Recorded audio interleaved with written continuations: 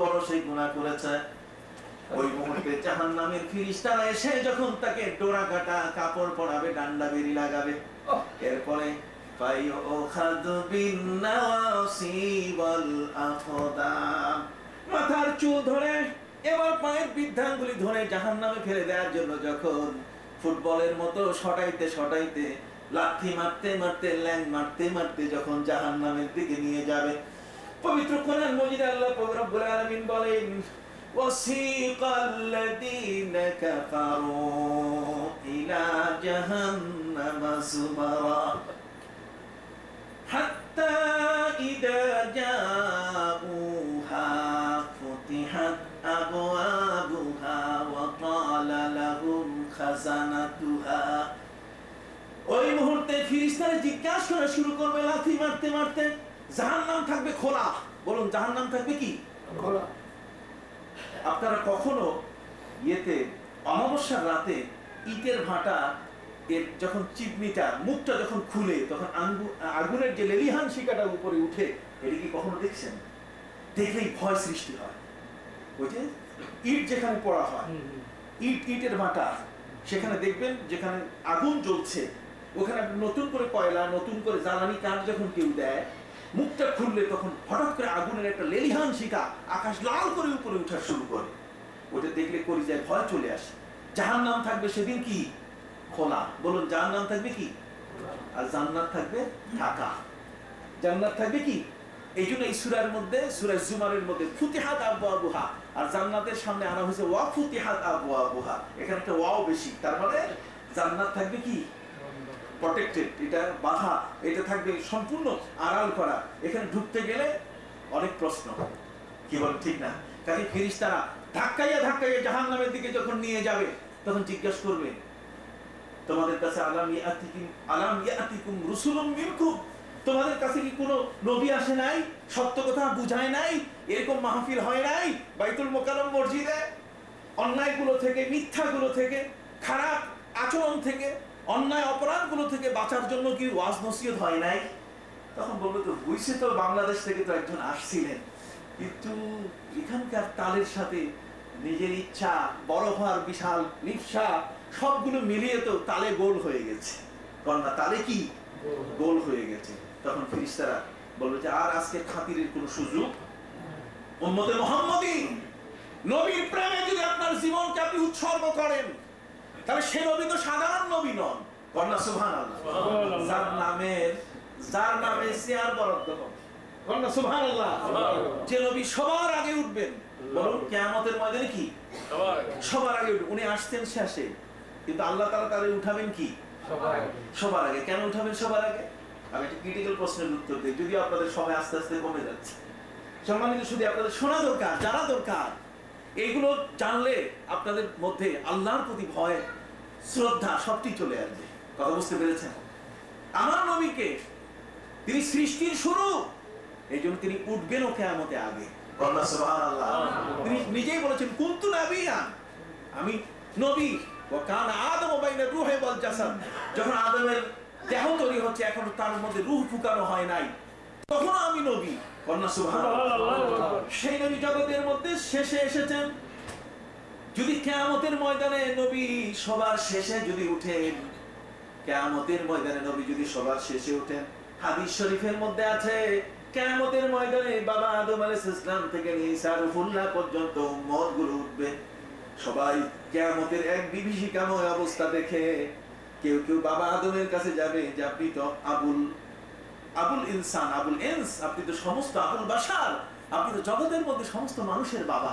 আল্লাহ আপনার বড় দয়া করে সৃষ্টি করে জান্নাতে রাখছেন। মা হাওয়া যা করছে, আপনি যা খাইছেন, এটা তো পরে আল্লাহ মাফও করে দিয়েছেন। সুবহানাল্লাহ। কাজে আপনি দয়া করে আমাদের জন্য একটু সুপারিশ করে দেন, আপনি তো সবার বাবা।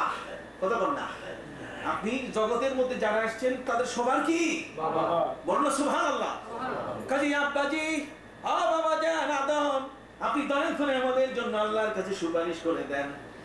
হযরত আদম বললেন খবরদার, এগুলো তো কইওই না, আমি চিন্তায় আছি। কয় কি চিন্তা? কয় যে হাওয়া আমার যে খাওয়াইছে, ওইটা খাবারটা হাতে আসার পরে আমার উচিত ছিল এটাকে তদন্ত করা। এটা উচিত ছিল একটু জিজ্ঞাসা করা যে এই খাবারটা তুমি পাইলা কই। এটা জিজ্ঞাসা না করে খাইছি বিধায় জান্নাত থেকে আল্লাহ আমারে বাইর করে দিছে। তোমাদের সুপারিশ করতে যাইয়া যদি আল্লাহ আমারে ধরে যে সুপারিশটা পরে আগে কও তুমি এটা খাইছো কেন, তাহলে তো আমও যাবে সালাও যাবে, কথা বল না, আমিও যাবো, আমার সব চলে যাবে। তোমাদের সুপারিশ তো পরের কথা, আমারে যদি আটকায় দেয় তো তোমাদের সুপারিশ করবো কার কাছে? কথা বুঝতে পারছি?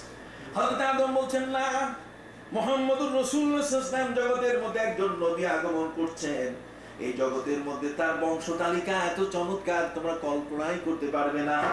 সুবহানাল্লাহ, সুবহানাল্লাহ। জগতের মধ্যে এমন এক নবী, যেই নবী বাবা আদম থেকে নিয়ে আমার আব্দুল্লাহ এবং আমিনা পর্যন্ত এসেছেন। এর মাঝখানে কোন মুশরিক, কোন বেঈমানের রক্ত যার দেহের মধ্যে প্রবেশ করে নাই। আমার নবীজি বলেন খারাস্তু মিন নিকাহিন লা মিন সাফাহিন। নবী বলেন আমি বিবাহের বৈধ সন্তান। আমি রাস্তায় কারো সাথে হাত ধরে ধরে, এই জগতের মধ্যে আমার বাবা আমার মায়ের সাথে হাত ধরে ওই গার্ডেনে বসে তারপর ঘরে চলে আসছে, মাঝখানে আমি জন্ম নিয়েছি, আমি সেই নবী না। কথা বুঝতে পারছেন? আমি সেই নবী নই, আমি হারাম নবী নই, আমি জারজ নবী নই। আল্লাহর নবী বলেন আনা মিন নিকাহিন খারাস্তু মিন নিকাহিন। আমি বিবাহের বৈধ সন্তান, লা মিন সাফাহিন, আমি জারজ সন্তান নই। মিল্লাতুন আদামা ইলা আন ওয়ালাদানি আবি ওয়া উম্মি। আদম আলাইহিস সালাম থেকে নিয়ে আমার মা বাবা আমাকে জন্ম দেওয়া পর্যন্ত এই পুরা নসবের মধ্যে যত মানুষের মধ্যে আমার নূরটা ঘুরে এসেছে প্রত্যেকেই সিজদাকারী ছিল। সুবহানাল্লাহ, সুবহানাল্লাহ। আদম থেকে শীষ থেকে আমার নবীজি আসা পর্যন্ত, আব্দুল্লাহ আমিনা পর্যন্ত সবাই কি সিজদাকারী, সবাই ছিলেন নেককার। এরা কেউ মুশরিক ছিলেন না। নবীর চাচা, নবীর দাদা আব্দুল মুত্তালিব, তিনি তো হযরত ইব্রাহিম আলাইহিস সালামের ওজিফার উপরে, তার শরীয়তের উপরে আমল করতেন। নবীজি হেরা পর্বত চিনলেন কেন? হেরা পর্বত তো চিনেছেন এই কারণে যেহেতু আল্লাহর নবী যখন ছোট মা তিনি হারালেন। মা হারাবার কারণে বাবা তো জন্মের আগেই গেছে, আর জন্মের পরে 6 বছরে মাকে পাওয়ার পরে মাও যখন চলে গেলেন তখন দাদা তাকে কাছে টানলো। দাদা ছাড়া আর কেউ ছিল না ঠাঁই পাওয়ার। তখন দাদা আমার নবীকে নিয়ে যেতেন ওই হেরা পর্বতে। ওখানে উঠে উঠে ওই প্রায় 3500 কদম উপরে উঠে সেখানে যে গুহাটায় বসে দাদা তসবিহ পড়তেন, আমি সেখানে বসছি। ওখান থেকে আমি দেখেছি যে কেন এখানে তার দাদা বসতেন, নবী এখানে কেন এটা সিলেক্ট করলেন। ওখানে যদি বসা যায় তাহলে ওখান থেকে কাবা ঘর দেখা যায়। এখন বিল্ডিং এর কারণে, উঁচু বিল্ডিং এর কারণে দেখা যায় না, কিন্তু তখন সেখান থেকে কাবা ঘর দেখা যেত। কাজে নবীর দাদা তিনি এমন একটা জায়গা বেছে নিয়েছিলেন ইবাদতের জন্য যে যাতে ওখানে তসবিহ পড়লে কাকে দেখা যায়? আল্লাহর ঘর দেখা যায়। এই জন্য নবীজি তার জীবনেও ইবাদত করতে গিয়ে তিনি বেছে নিয়েছিলেন কোন জায়গা? ওই হেরা পর্বতের সেই গুহাটা, যে গুহাটা তিনি তার দাদার সাথে যেতেন। কাজে নবীর দাদা মুশরিক ছিলেন না। নবীর বংশ পরম্পরা হযরত ইসমাঈল আলাইহিস সালাম, তিনি তার পিতা ইব্রাহিমের পিতা, তিনি মুশরিক ছিলেন না। পবিত্র কোরআনের মধ্যে যে আজরের কথা বলা হয়েছে এটা হচ্ছে চাচা। এটাকে চাচা মানে বাবা ছোটকালে মারা যাওয়ার কারণে চাচার দায়িত্বে তিনি লালিত হচ্ছিলেন বিধায় তিনি ওই চাচাকে বাবা বলে সম্বোধন করেছেন। আমাদের দেশীয় আছে, আমার নিজের বাড়ি রংপুর। আমার নিজের বাড়ি কোথায়? রংপুর নীলফামারী। তো রংপুরে আমাদের দেশে নিয়ম আছে, সেখানে কিন্তু ওই চাচাকে আমরা বাবা বলে ডাকতাম, বড় বাবা ছোট বাবা। মানে যিনি বাবার বড় তিনি বড় আব্বা, আর বাবার ছোট যিনি চাচা আমাদের তাকেও আমরা ছোট আব্বা বলে ডাকি। তাহলে এই যে চাচাকে বাবা বলার রেওয়াজ আমাদের সমাজের মধ্যে কি আছে, কথা কি বুঝতে পেরেছেন? আমি আমার ভাইদের খেদমতে আরজ করতে চাই, জগতের মধ্যে আল্লাহ পাক রব্বুল আলামিন আমার নবীর এই বংশ পরম্পরায় যারা একের পর এক মাধ্যম হয়েছেন তাদের কেউ কখনো মুশরিক ছিলেন না। এমন একটা পবিত্র নসবে জগতের মধ্যে আল্লাহর নবী আগমন করলেন। সেই নবী হলেন এত বড় মাপের একজন নবী। আল্লাহ পাক রব্বুল আলামিন যার সম্মানকে এত বড় বাড়িয়ে দিয়েছেন। কোরআন বলছে ওয়ালা সাওফা ইউতিকা রাব্বুকা ফাতারদা। আল্লাহ যা কিছু করছেন নবীকে খুশি করার জন্য। বলা সুবহানাল্লাহ। কাজে সেই নবীর পাওয়ার কত বড়। আয়েশাকে বলেন আয়েশা, 3টে জায়গায় আমি তোমাদের কথা মনে রাখতে পারবো না। একটা হলো যখন আমার উম্মতের আমলনামা খুলে হিসাবে চড়ানো হবে, তখন ওই হিসাবের রেজিস্টার হিসাবে যখন দেওয়া হবে, পাল্লায় যখন দেওয়া হবে, তখন যখন দেখবো যে আমার উম্মত তাকে তার নেক হালকা হওয়ার কারণে, নেকি হওয়ার কারণে বদি বেশি হয়েছে, জাহান্নামে যখন নিয়ে যাবে তখন ফেরেশতাদের আমি বলবো, খবরদার, একে জাহান্নামে নিও না। ফেরেশতারা বলবে যে রেজাল্ট বের হয়েছে, কথা বল না, রেজাল্ট বের হয়েছে। আপনারা দেখেছেন নতুন রেজাল্ট আমাদের দেশে বের হয়েছে, কতগুলো জিপিএ 5 পায় নাই, ফেল করছে, এরাও নাকি জিপিএ 5 পাইছে।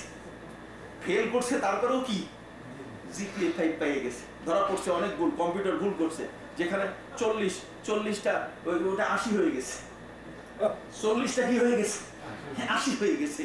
তার মানে যেভাবে আসা উচিত ছিল সেভাবে আসে নাই, কম্পিউটার নানা ধরনের ভুল করে ফেলেছে। বেশ অসংখ্য ছাত্রের কথা পত্রিকা, এখানেও আপনাদের নিউ ইয়র্কের যে পত্রিকাগুলো আমি সেখানেও দেখেছি, ওখানে বলা হয়েছে যে অনেক ফেল করা ছাত্র জিপিএ 5 পেয়েছে। তা আল্লাহ, ওই রেজিস্টারের মধ্যে তো এইভাবে ভুল হবে না, সেখানে যে মাঝখানে গোল দিয়ে